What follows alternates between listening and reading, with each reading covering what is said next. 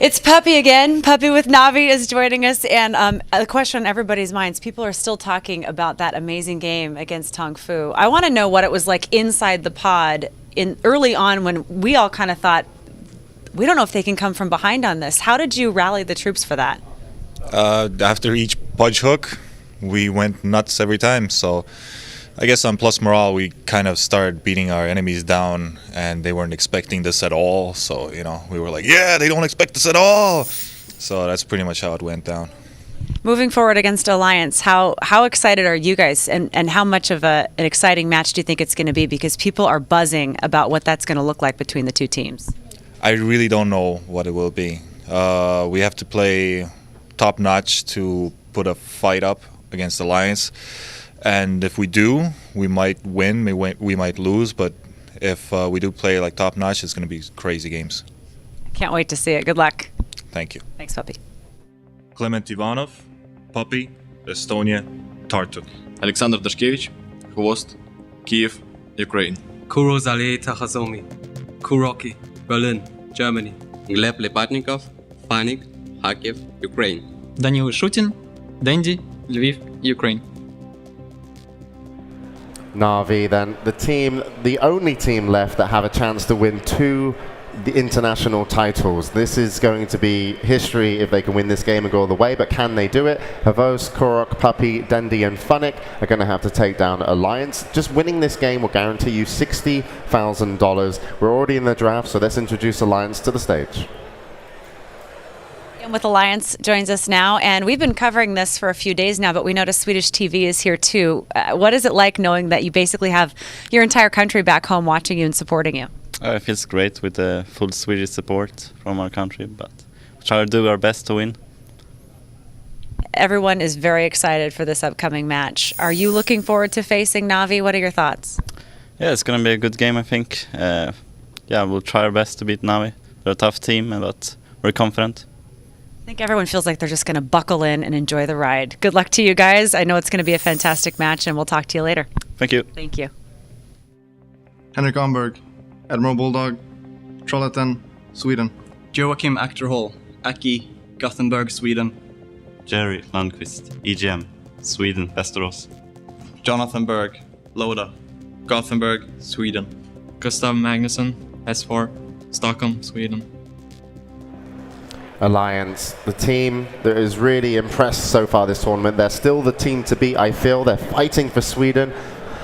Admiral Bulldog, S4, Aki, EGM and Loda. This would be huge if they could make it into the grand finals. The draft's on the way. Bruno, I just want to hear what you've got to say before the game. Well, normally I have stats for you, but with the match so even, this stats book is of no use. So I have to return to something more serious, more important. So I have it here prepared for me. Okay. Wait. It's not over yet. I'm going to call the spirits. I don't know who I'm going to get. I might get Pyrion Flax. I might get Ice Frog. So if there's anyone there, can you hear me? Hello, Bruno. Oh my God, how are you? Who is it? You sound disappointed. It's gods. How are you? Gods. The spirit of gods. Gods, tell me, who is going to win and why? Navi or Alliance? Well, Alliance, they are playing like the best team in the world. Meanwhile, Navi, they're playing like the only team in the world who could beat the best team in the world. So I've got to say, Alliance are going to take it, but Navi are going to put up a hell of a fight. Okay, thank you. Thank you very much. See you later. Bye-bye. And with that, we go into the game. Yeah, we're going. Alliance versus Navi. Game one. Take it away, guys. Navi versus Alliance. Greetings and salutations, Dota fans. Welcome in to the floor of beautiful Ben Arroyo Hall, the International 2013, the upper bracket finals. I'm AC, that's Draskell, and I think we lucked down on the game we get to cast today. The most highly anticipated game of the entire tournament so far. Alliance taking on Navi. Now, these two teams Fan favorites the world over. Their play styles far apart but close together at the same time. High flying at times, stable at times. Impossible to predict what we're going to see, except possibly the best series in international history. I'm like shaking, in anticipation for this match. It's going to be such a good set of games. Looking at the draft already, Na'Vi, not only have they banned out the Nature's Prophet, they've also banned out the Lone Druid, and they get their hands on a Wisp. This is something that complements Na'Vi's style so well. They love high-octane play, aggression, consistently apply the pressure. On the other hand, you have Alliance. They have the Naga Siren, the capability of counter-initiation, the threat of a slow early push coming on from Chen. You just have both teams. They're going for completely different styles right now, but it's too hard to say early on who has the edge in the draft. All I know is that regardless of what the draft's going to be, these games are going to be sick. Absolutely. Seeing an IO pickup right out the gate, you have the Gyrocopter, not quite on the par of a CK or a hero like that you traditionally see paired with him, but it can work extremely well even from the early stages. The power of Call Down, the power of Rocket Barrage, the amount of damage you can output on a single target if you're able to isolate them. But then Alliance has Bulldog's two main heroes, Nature's Prophet and Lone Druid, banned away from them because they didn't pick the Druid. However, he will get another hero for which he is quite famous, that Bounty Hunter pickup with the Chin already on the lineup. Of course, Ake, one of the best Chin players the world over. Naga Siren, as you said, the perfect answer to an IO gank-centric kind of a draft. Already these teams in each other's head, and already the game looking to shape up to be very even. I feel as though Alliance having to take the Bounty Hunter in this position puts Na'Vi at a bit of an advantage. Bounty Hunter kind of fell out of competitive play because teams started to realize how to punish him. You go for the early aggression, you go for the push. He kind of needs an item, especially BKB, to be able to sustain in fights and continue to go for the track kills and just basically remain relevant. But they do have a Naga Siren to back it up. It's probably going to be support. We haven't seen Alliance run Naga Siren carry, I don't think, this entire tournament. And Na'Vi, they're picking up a Sand King, another hero we really haven't seen too much. And Sand King, fantastic, of course, in team fights. We're talking about Epicenter and Call Down, and of course the threat of getting a Wisp teleporting on you with the Epicenter basically already channeling, which is always very, very potent. But we'll have to see what the last two from each team is going to be. Looking at it right now, I would say that if Na'Vi is able to remain consistent in their early game and not give away too many track kills, their team fight is obviously monstrous. Oh, yeah. So I'm looking to see them go for some team fighting here. Puck gonna be the pickup for Alliance in fourth position. Of course, S4, phenomenal Puck player. I suspect that's a hero we're gonna see given a lot of priority all throughout the draft, just because Puck is so well played by S4 and Dindy both. But again, back to Na'Vi's draft, Gyrocopter, Sand King. Yeah, team fight, they got a bit of it. What they want to put together here next, well, that's Sand King, first of all. Let's talk about that. We've actually seen that hero more and more lately. Something you used to see occasionally. Run him mid, give him a little bit of farm priority, or even let him farm out of an offensive tri-lane. They have an IO, so that's probably not going to be the case. But anything you can do to give the Sand King an early level advantage, make sure he gets to level 6 on time, he can begin to hook up with the Gyrocopter. The power of Epicenter and Call Down is just absolutely monstrous, and he's actually not bad, as you said. The IO can function as a makeshift kind of blink dagger for him. It means he doesn't have as much pressure to farm up and get gold and get those two key items, the Arc Boots and the blink dagger, as early as he would like. Windrunner going to be the fourth pickup for Na'Vi. We've been seeing them run that hero a lot lately. We casted Funnick on that hero just yesterday. Funnick, a phenomenal Windrunner player in his own right, and even more magic damage coming out now. You cannot underestimate just how strong Power Shot can be when put in conjunction with a Gyrocopter, all the magic damage he has at his disposal, and of course, the big bad Epicenter.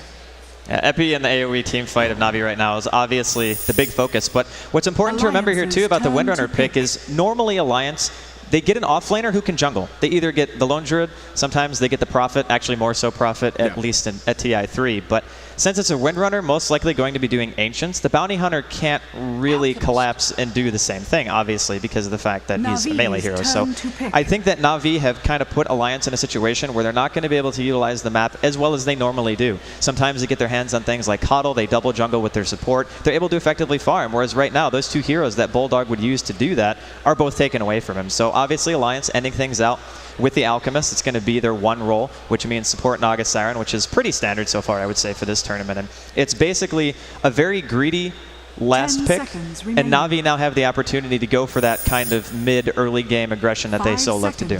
I'll tell you something that I really like out of Alliance's lineup is if this game does go late, obviously a well-farmed Gyrocopter, so tough to deal with even for an Alchemist because he does have that range. Alchemist can be kited on occasion, but with Alchemist having Naga Siren on team with him, that's one dedicated disable in the ensnare that will go through BKB. That gives Alchemist every chance in the world to get on top of the gyro and do that late game damage. You can't underestimate how important that is, but a Skywrath Mage pick gonna round things out. Skywrath Mage, a hero Na'Vi has experimented with from time to time. We have seen Dindy be extremely successful on this hero in a variety of tournaments, most of them, however, online. A pick that we don't see often, but we get to see it here in Game 1 of the upper bracket finals. Could not ask for more. Well, the damage output right now of Na'Vi in terms of sheer physical or sheer magic damage is insane, right? You have Flare, you have Power Shot, Sand King, Gyrocopters, Rocket Barrage. The capability of almost instantly killing somebody is insane. Oh, it's huge. So if you get caught out by that, you're not going to be able to do much. And let's not forget how good Ancient Seal is against heroes like Puck. It's a 6-second silence, increases the damage that you take, and everything on the side of Na'Vi complements each other very well. But we also have to remember, Skywrath is, let's be honest, he's really gankable. He's one of the squishiest heroes in the game, one of the lowest strength gains, and there's a bounty hunter on the side of Alliance. So now Admiral Bulldog, whereas before I would have said that he couldn't really do a whole lot, even just a bounty hunter walking around and being annoying to the supports in a jungle of Na'Vi, he'll try to find something, but once he gets 6, I think that Alliance are just as willing to apply pressure as Na'Vi will be. The crowd feels the electricity. The upper bracket finals just about to get underway as the teams make their way out into the lanes. Looks like they're going to be heading to different parts of the map, so we'll run through our lineup, see who's handling who. Sand King going to be played by Puppy. Gyrocopter going to be handled by Havost. Skywrath Mage played by Dindy. I hear he's got a fan or two in the house. That's right. Kuro going to be playing on our IO, and of course Funnick playing on the Windrunner. On the other side of the river, S4 setting up shop in mid on the Puck. We'll have Chen played by Ake, no argument. That's his signature hero. Alchemist going to be farmed by Loda. Naga Siren handled by EGM. And Admiral Bulldog will be playing on the Bounty Hunter.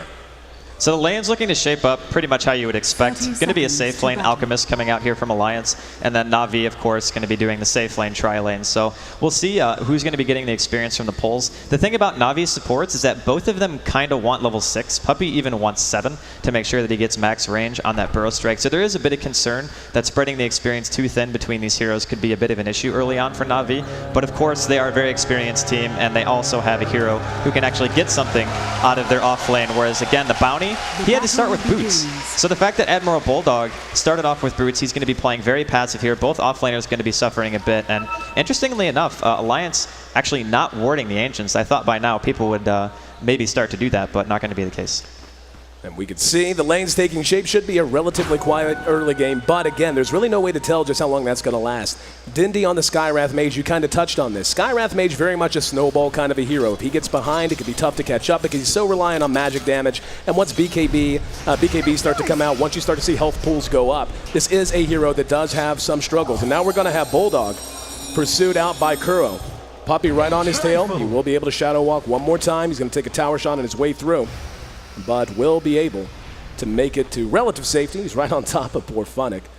And Funnick will go ahead, drop a sentry. And there it is, he sees him. No disable, hasn't placed a point yet. And Bulldog gonna trade shots with Funnick, at least for the moment. No one else coming back over, check that. We do have Puppy making his way over. Bulldog at half health, now Funnick down just above half. And looks like Bulldog content to just hang out for the moment, just keeping an eye on things. And again, this comes down to the Ancients. We can see this illusion from Ake blocking out the Ancient spawn or trying to do so. Keep an eye on them. Bulldog will be able to make it back to safety though. Yeah, they know that Bulldog's not going to get anything, so it's like, all right, you know what, just go over there and make sure that the Windrunner isn't getting anything extra. Try to make sure your team isn't innately falling behind, because let's be honest, this Bounty Hunter is going to be suffering in the early game. But it looks like they are giving at least some of the experience to Kuro here in the jungle, so the Wisp is going to be getting priority on level 6, which I think is the right call, because as soon as you get relocate on the Gyrocopter, you can start ganking. You can go for pretty much anybody, and since Naga Siren's song is going to be a little bit later than it would be normally because he's a support, I think we could see some early aggression coming out from Na'Vi. And Bulldog spotted out, going to be Burrow struck. And just not enough damage output. Right clicks on the IO and the Sand King. Enough to make him a little angry, but not much else. Taking a look at the mid matchup and where things happen to stand for the moment, we can see Dindy sitting at 6 CS to the 6 of Puck. So a break even so far between S4 and Dindy. Well, this matchup is interesting because early on, the puck is going to have a slight advantage, at least in terms of being able to harass. It's very, very easy to phase shift Arcane Bolt, so he's probably never going to get hit by that. But when you start getting more levels, you can get Ancient Sealed and just die. Like one concussive blast and a flare, and that Ancient Seal, and you're pretty much done for. So eventually, I think that Dendy's probably going to get the upper hand here, but he's also very gankable. We mentioned that before, and just one rotation coming out from a Chen and a Naga Siren. One ensnare is going to be a dead Dendy pretty much.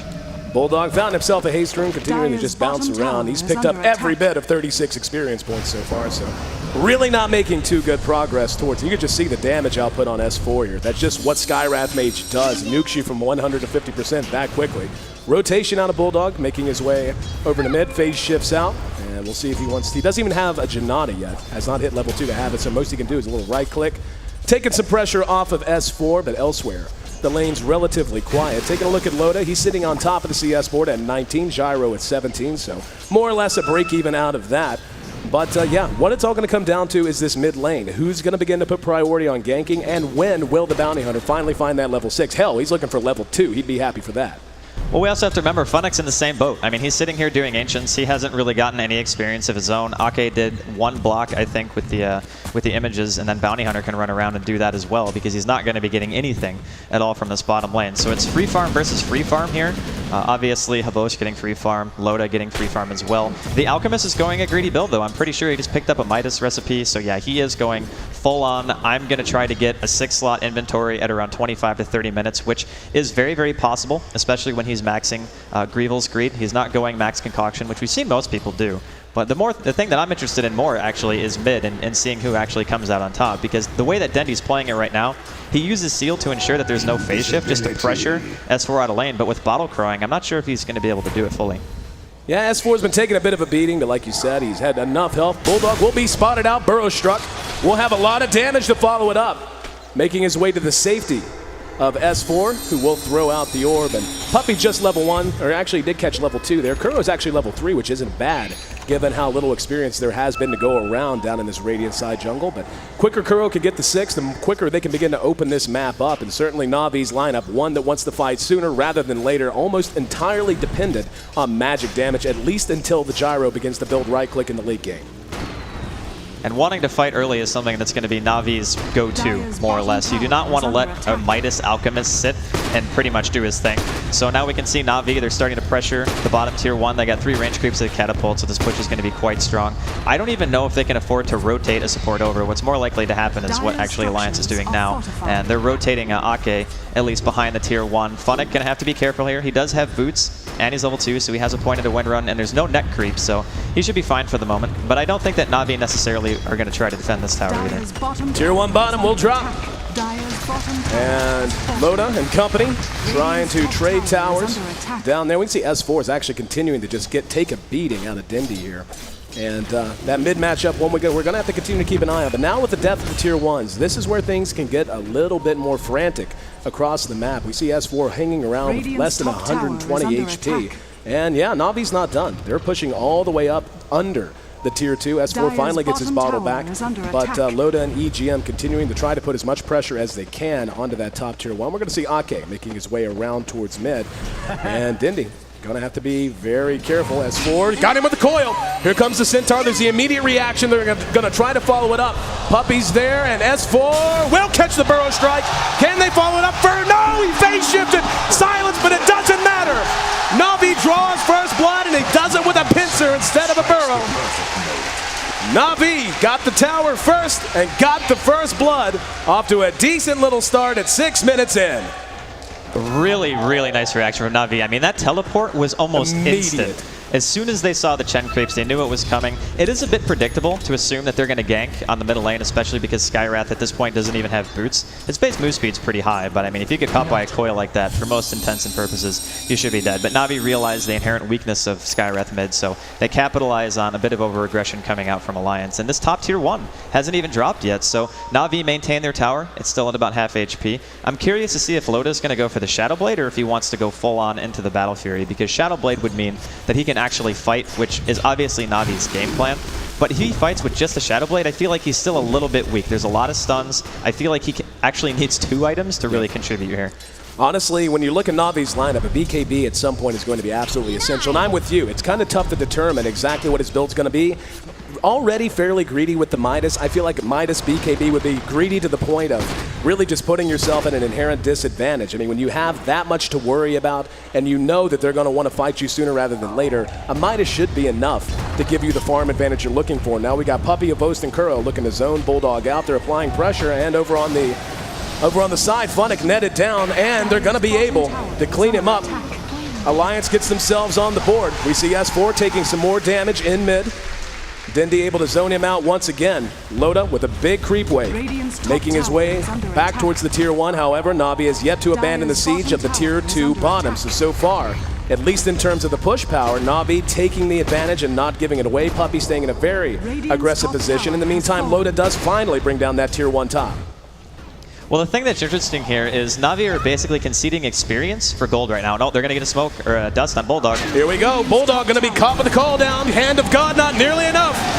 Navi not only going to get the tower, and they certainly will get that tower. They find themselves another kill, and that is so good for those supports. Obviously, it's great to have Avost involved in the early battles, but just getting the extra experience for Puppey, the extra gold for Puppey to get closer to that Blink Dagger. He's already got Tier 1 boots and about 1,000 gold in the bank. We'll see if he wants to rush straight to the Blink or if he's going to go ahead and grab a set of Arc boots. With an IO on team, I would understand going. Hang on.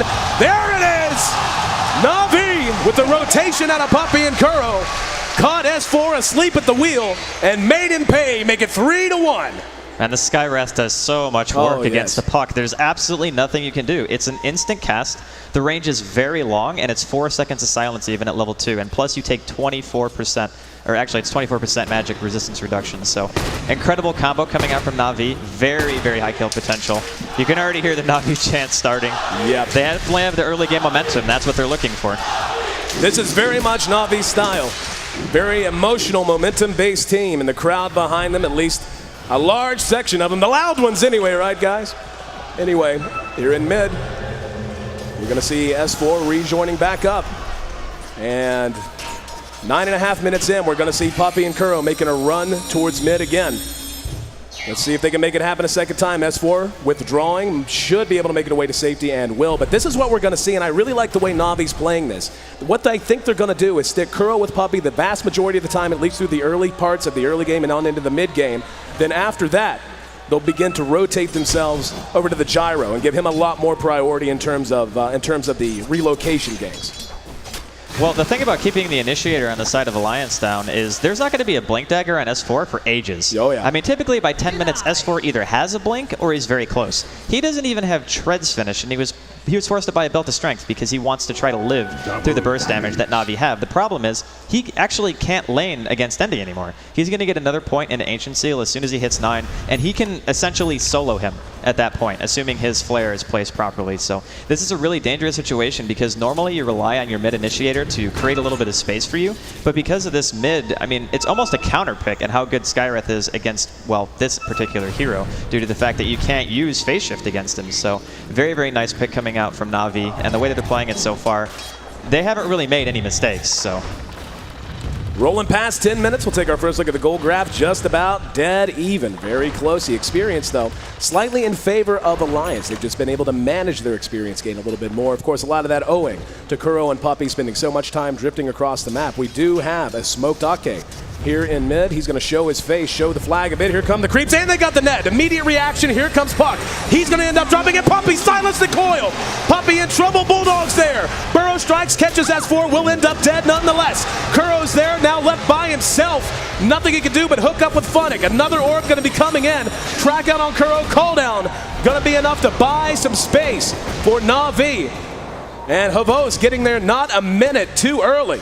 Got there just in time to stop what could have gotten much, much worse. However, nonetheless, Alliance tallying a couple of kills on their own, and Bounty manages to find Io Havos, going to be engaging on S4. Beautiful phase shift, but it doesn't matter.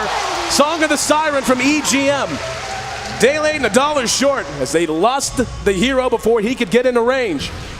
4-4, an absolute slugfest here in this middle lane. Havos hooking up now with Dendi and Funnick. And we'll see how hard they want to push it. Over at top, Loda continues to find his free farm. He did go with the Shadow Blade build, so he's going to be ready to start fighting as soon as Alliance needs him to. That was a great move by Alliance, though, just forcing such a huge reaction on a Na'Vi. Puppey accidentally stunned out of his Sandstorm when he wasn't tracked. I think maybe he thought he was, and he was going to end up dying anyway, so he ended up giving away an extra kill that I don't necessarily think needed to happen. But still, Alliance forcing that reaction, giving Loda the space that he needs to farm up another item. Once he gets a BKB, I think their teamfight potential is actually going to be pretty good, considering EGM is now very close to level 7. He wasted his song there, unfortunately, but could be going down mid. Puppey's there. Mystic Flare does a lot of damage. S4 going to try to help. Doesn't matter. Bro strike on the money. Coil got to the Waning Rift a little late. Here's Loda. Throws out the unstable concoction on Puppey. Engaging but surrounded by all three. Tanky as he is, he just doesn't have the damage output even with that Shadow Blade. So they end up getting a 1-for-0 trade. Loda came as quick as he could. S4 was in position, but just too well executed out of Na'Vi. And really nice picks. That's the strength that a Skywrath gives you. Insane range, the capability of killing somebody before they can even react. The one thing is, eventually when that Alchemist does get a BKB, you're not going to be able to do it to him. You're going to have to pretty much isolate either the Chen or the Puck in most of these engagements, sometimes even the Naga Siren if you want to make sure the song isn't going to be an issue. But Alliance are still having the same problem right now. S4 just simply doesn't have anything. Granted, Dendy's not tremendously far ahead in terms of CS. He's only sitting at 9 higher than S4. He isn't as reliant on those items as S4 is, and he's just not been given the opportunity to get any of that farm. So Bulldog now going to be coming mid. He's actually 8.5, so he has surpassed Funnick in terms of levels because of that middle fight. Oh, yeah. And now Bounty Hunter's contribution to Alliance is going to be huge. We can see again, Loda did go with the Shadow Blade. I think that's the right choice here. I mean, again, Na'Vi is going to want to fight more and more and more as time wears on.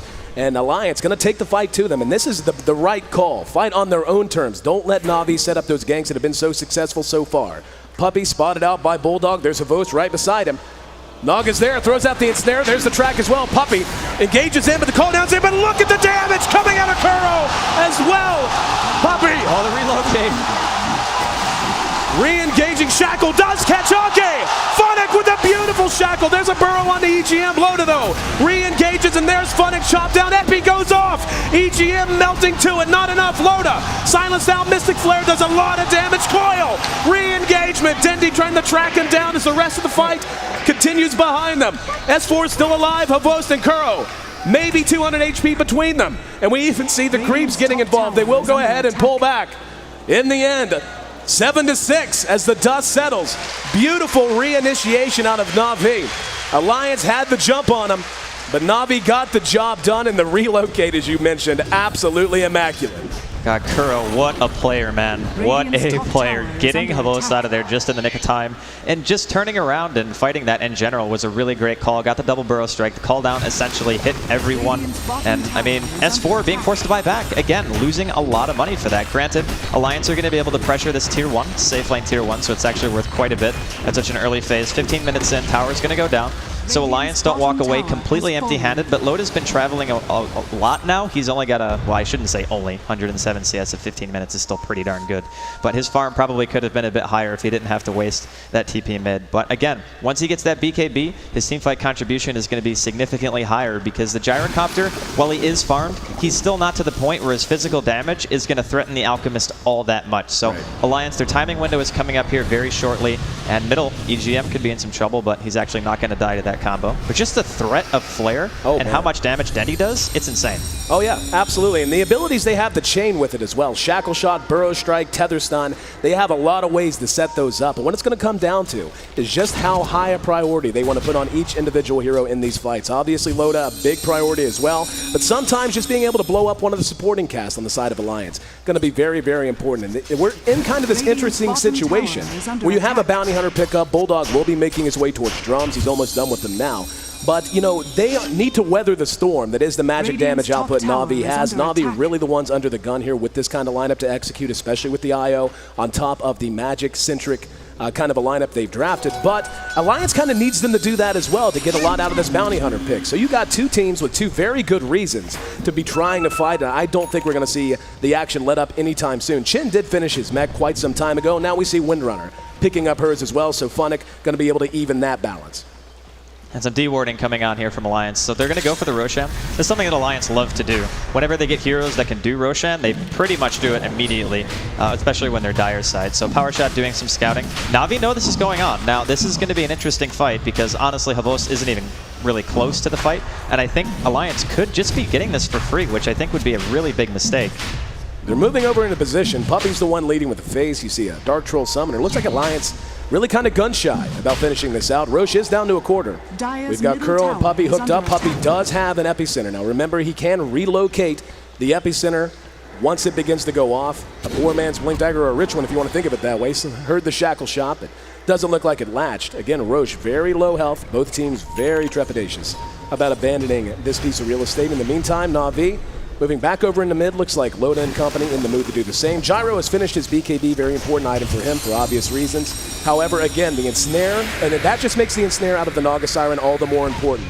EGM is going to have to be on point and make sure that that is his number one focus, and make sure he isn't focused down before he can lock the Gyro down and allow Loda to close the distance and get on top of it. Well, even if they do ensnare him, all Havos has to do is hit one target, because Flat Cannon's going to hit everybody in the fight anyway. Ensnare's not necessarily as effective versus him with the BKB as it would be any melee carry, for example, so I think he's still going to be fine. And it was a really nice move by Na'Vi to start pressuring mid, just force Alliance out of the area of Roshan completely and make them basically move out and allow you to go back to doing whatever it is you were doing. The later the game goes, a Gyrocopter during the late game, his damage output scales so much more, again, because of Flat Cannon. So while Loda might be able to focus the Gyrocopter, he has such a great support cast between Shackles, of course, Wisp being able to relocate him out. We've already seen Kuro do that, and a Sand King to be able to stun and peel for him. But now Loda with the BKB, he can try to go in and focus, but right now it's just both teams more or less sitting around mid. The one thing... Shackle! Loda. Right off the creep, a little bit of trading and paint, but doesn't look like they're going to follow it up. They actually had a couple. Kuro and Puppy are a little bit out of position there, unable to contribute if they had decided to go. Now, Alliance once again going to move into the Roche pit. Roche has regen to a little bit above half health at the moment. Na'Vi is a little bit spread out. As you can see, S4 showing his face at top of that haste room. And Na'Vi looks like Funnick most likely going to take a scout shot, and he will. So he knows what's going on. I don't think they're going to be able to get here, though. The firepower from Alliance just recognizing the movement out of Na'Vi. And that's going to be a free Aegis. That's going to end up going to Loda. In the meantime, there was a tower denied in top as well, so the top tier 2 did end up dropping on the side of Na'Vi. Just out-positioning by Alliance. Yeah. I'm not sure if they knew it or not, but Wisp didn't have a TP, so when Havos TPs back to the Tier 2, the only way to get him back to the fight in time is to have the Wisp also teleport to the Tier 2, so you can go in and try to contest the Roshan. But since he didn't have one, as soon as he TP'd out, they basically conceded completely. So now they're actually going to try to force the fight middle, but S4 does have a TP, so they should very easily be able to react to this. And of course, like you said, with the Aegis, I think that Alliance are more than likely going to be able to defend this Tier 1. So Na'Vi getting a little bit behind at this point in time, and a lot of that is due to the fact that Alliance have heroes who effectively utilize the map a lot more. I mean, when you have a Wisp and a Sand King, they're not necessarily known for heroes who farm, per se. The Wisp will follow a hero around who does farm, but he's not going to really get any of his own. So the longer this goes on, Alliance, I think, are getting farther and farther ahead, and they realize that they have an advantage at the moment. They're looking at Na'Vi's Tier 1 mid.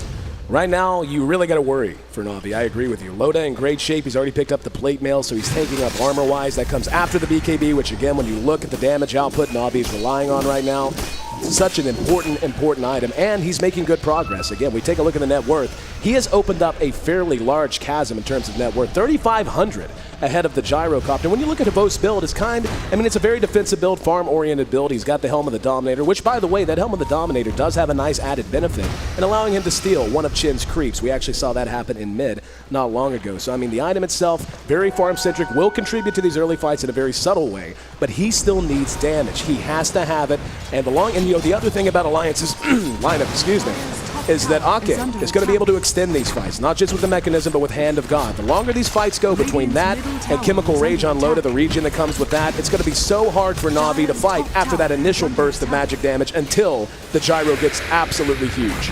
And that time is something that Alliance are likely to not give them. I mean, right now, they take the Tier 1 for free, more or less. It was completely uncontested, so Alliance getting a little bit farther ahead. Na'Vi definitely getting forced back here.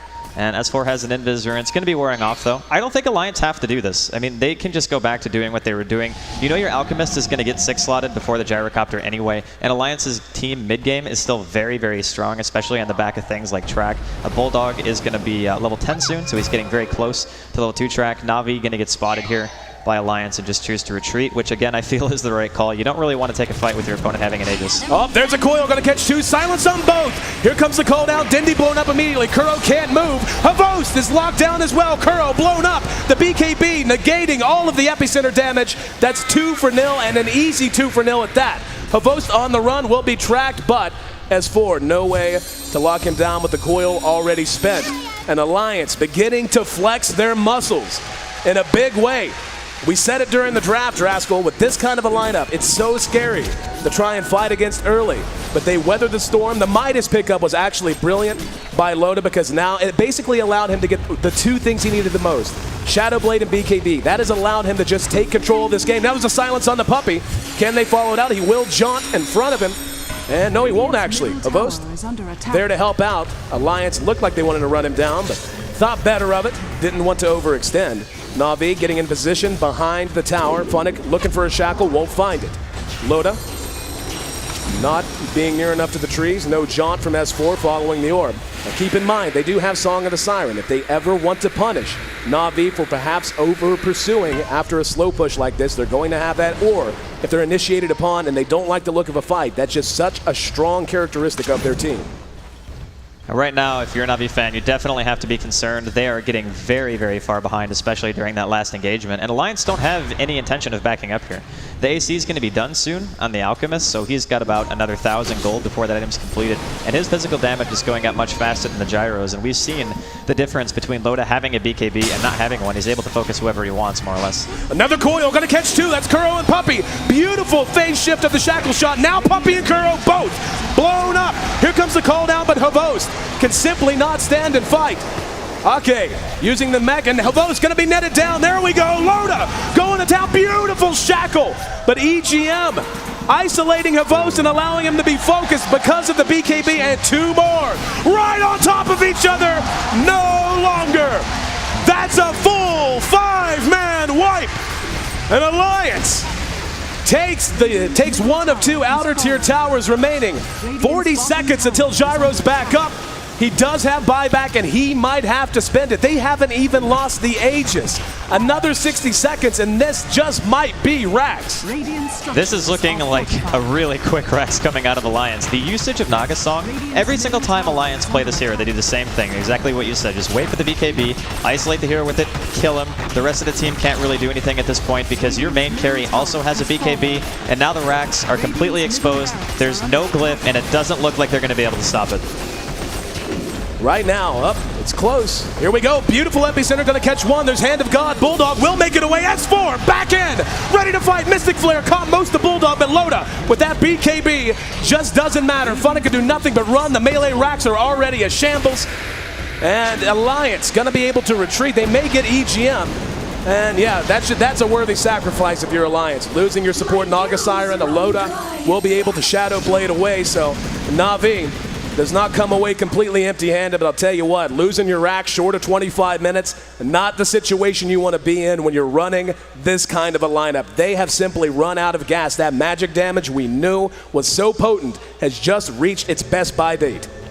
You know, it's ingenious drafting by Alliance, because if you think about it, just the concept of being able to get whatever hero you want alone because of BKB, and there's only one BKB buyer on the side of Na'Vi, you can just always win the fight as long as you wait for him to pop it. And he has to, because if he doesn't, he gets stuck by Coil. There's Unstable Concoction. Alchemist is actually great against Gyrocopter in that regard because he can just go in and trade hits, and the Alchemist simply can't, or the Gyrocopter can't keep up because of the way that he has to build. I mean, he had to go for a BKB, whereas the Alchemist is allowed to go things like Shadow Blade because he's a bit tankier, and his right-click damage scales just a little bit faster. So all in all, just fantastic play coming out from Alliance here in game number 1. And Loda, he's got the AC finished. We now see a Yule's picked up on S4, so targeting him is actually going to be impossible. Now he can dispel that Ancient Seal whenever he wants to make sure that he can always utilize Phase Shift and be in the right position. So everything really going right here for Alliance. Well, this is where things get rough for Na'Vi. This is where Alliance right now, they're falling back in their farming. But when they feel like it, they're going to be able to start to just take over this Radiant side jungle. And it's going to be so difficult for Na'Vi to look for those picks for all the reasons you just named. BKBs are becoming plentiful. We've got one on Loda. We've got one, of course, on the Bounty Hunter as well. We can see EGM's picked up 2/3 of his BKB. 900 gold is all EGM needs to complete the third BKB on the side of Alliance. And at that point, what targets do you have? You have Ake, who has a Force Staff as well as a Mechanism as well as Hand of God. You're not going to be blowing him up no matter how hard you try. And then, of course, the last remaining hero on their side, the Puck, who by his very nature is tough to track down. Phase Shift, Yules, Blink Dagger, It's just so hard to imagine how Na'Vi, unless Alliance is just 100% overextended, how they're going to be able to have anywhere near enough damage to basically buy time for Havos. That's the name of the game. Havos has picked up his Demon Edge. He is trying to get that damage, and don't get me wrong, he's hitting okay. He's doing about 200 damage a shot, but when you're talking about the innate survivability, the fact that EGM has Song of the Siren, even though it is just level 1, so that is one thing Na'Vi has going for them. The cooldown is still quite long on that reset button, but really, if that's the best thing you can say, yeah, Alliance has just played this game well, and here we go. Taking over this jungle, robbing Na'Vi of that income. And once they get that last tier 2 in the bottom lane, it's bye-bye map control for Na'Vi. They're not going to be able to do much of anything about it. They're just smoking top. They want to try to get something. They know that taking a 5-on-5 engagement right now is more or less suicide. That's how far ahead Alliance is at this point. And it seems like only maybe 10 minutes ago, the game was really close in terms of how close the gold was, the experience, but it just gets out of control so fast when Alliance win team fights as handily as they do. And again, a lot of that is due to the Naga pick. When they banned out the Prophet, the Lone Druid, and they leave heroes like Naga open, Alliance are spectacular at utilizing that hero and either resetting the fight or just forcing yourself into a much better position. Now the racks, again, exposed from Na'Vi. No glyph. Here comes the teleport, though, from Wisp. BKB's there. Epicenter going to do some good damage, but not nearly enough. Just don't have the firepower. There's a cooldown. However, Havos focused down, pops his own BKB. Hand of God gets her gloves back up. And Alliance at this point, really and truly just looking untouchable. Yeah, they call the GG. Not even waiting for that second set of racks to drop. And really, what can you say? You're talking 28 minutes, 35 seconds, all the time it took for Alliance to handle Na'Vi here in game 1, doubling them up by kill score, 18-9 by the time all was said and done. And the gold, well, we saw it at the end. You're talking 5 digits, just an utter and complete dismantling of Na'Vi. It escalated really quickly, especially when you keep in mind the Bounty Hunter started off. He was like level 2 at 9 minutes into the game. He simply didn't have the start that he wanted to, but eventually Puck started getting his bearing on things. They get good initiations, take a couple of good team fights, and that was all she wrote for Na'Vi. Na'Vi takes game 1. This best of 3 underway. We'll see if Alliance can turn the bagel in, or excuse me, Na'Vi can turn the bagel into the breadstick and give us a game 3, or if Alliance is going to walk away 2-0 winners. We'll throw it back to James at the caster's desk. Thanks, AC and Draskell. So, Alliance 1-0 up, but the start of the game didn't look that amazing for them. Or for you guys, was it always going to be their map?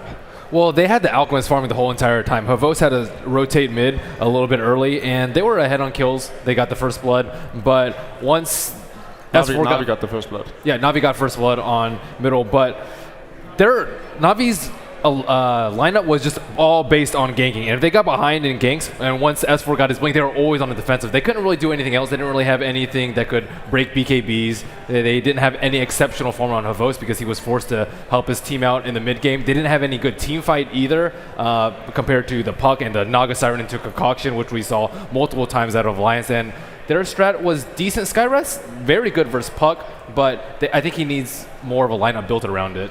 I also think one of the key issues from Na'Vi was the fact that they let Alliance get a lineup they're so incredibly comfortable with. They get the Arche on the Chen, they get S4 on the Puck, they get Loader on the Alchemist, one of the best farmers in the game right now. And then they have EGM on the Siren as well, and really, you ban out Admiral Bulldog, but he's just going to pick up a Bounty Hunter as his 5th choice to offlane. Alliance just has no weak spots right now, I think. So do you think they just need to counter with an equally strong lineup? They gave them the Wisp. Yeah, I think they need to come up with something better than... I don't feel like Na'Vi's lineup had the synergy.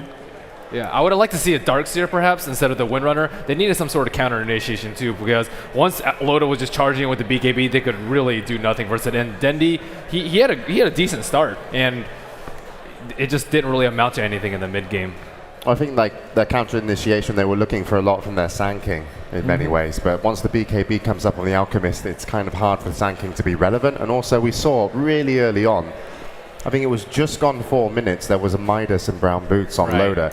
And I was like, how is this even possible? And I was like, okay, he must have maxed Greevil's Greed, and then at least got S4 had these amazing initiates all throughout. Yeah, he did, but you can just see Loader with the BKB up and just able to do what he wants, really. He got really big. And I believe now there's going to be a song. Havos pops his BKB. They use the song on EGM to isolate him, and they run him down. And Havos, you know... And after this, the 2-man concoction. Oh, yeah. And it was, you know, obvious that that Na'Vi thought, yeah, there is a fighting chance, but we need to get this gyrocopter, his MKB. We need to get him his item, and Alliance were just like, no, we're not going to give you that chance to farm. We're just going to take it to your front door. And they kick the door down. And that's just what they do each and every game. Even if they're behind, they just at the 20-minute mark, they gather up, they do their objectives, they take down the towers, they take the fight to the enemy, and they oftentimes, on just about any game, aside from that one game they dropped, have been winning them the games. So it doesn't seem like Na'Vi can really contest them in the early game if both of them get drafts that they want. So what strategies do you think Na'Vi should employ if they want to take down Alliance? I think they need to put on the same kind of aggression and pushability that Alliance shows in their games. So if Na'Vi could get the hands on a Chen or disrupt Arcus Chen with an Enchantress, I think that would be great for them. Maybe take Dendi on a Shadow Fiend mid, something that can push on early with a BKB. All right, well, we'll see what happens in game number 2. But Bruno, we'll come to you and talk to you about the game in just a little bit. But it seems like you've started a trend because there's a lot of people here